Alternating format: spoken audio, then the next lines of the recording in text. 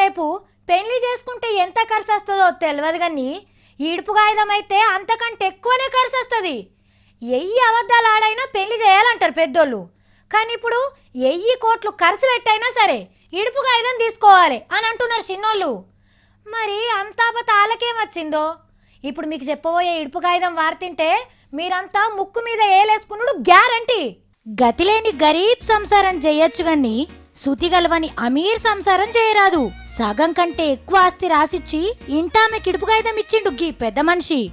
వీళ్ళ పెండ్లికైన ఖర్చు కంటే 100 వాళ్ళు ఎక్కువ ఇడుపు కాగితానికే అయినాయట. గందుకే దునియాల్నే ఇది మస్తు ఖరీదైన ఇడుపు కాగితం అని అంటున్నారు.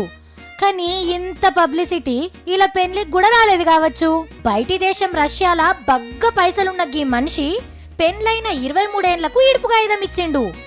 ఉన్న ఆస్తులల్లా సగానికి మీదనే గీ ఇడుపు కాగితం మూడ్చుకోవైందట. మరి గీమెతోని ఎన్ని తక్లీఫులు పడ్డాడో ఏందో. 1000 కోట్ల రూపాయలు ఉన్నాయి కాబట్టి నోట్ల కట్టలతోని పరుపులు కుట్టించుకున్నా, బంగారు గిన్నెల బువ్వ తిన్నా, వజ్రాల వడ్డానం చేపించుకున్నా పైసలు ఒడిచిపోవు. కాకుంటే పెన్మిటుండడు గంతే. మస్తు పైసలున్నాయి కాబట్టి మర్వన్నం పెళ్లి చేసుకుంటుండొచ్చు అని అనుకుంటున్నారు కొందరు. కానీ గీమె కోసం ఆస్తినంతా అమ్మేసిన గీనను 2వ పెళ్లి ఎవరు చేసుకుంటారో ఏమో అని అనుకుంటున్నారు ఆ దేశం పబ్లిక్.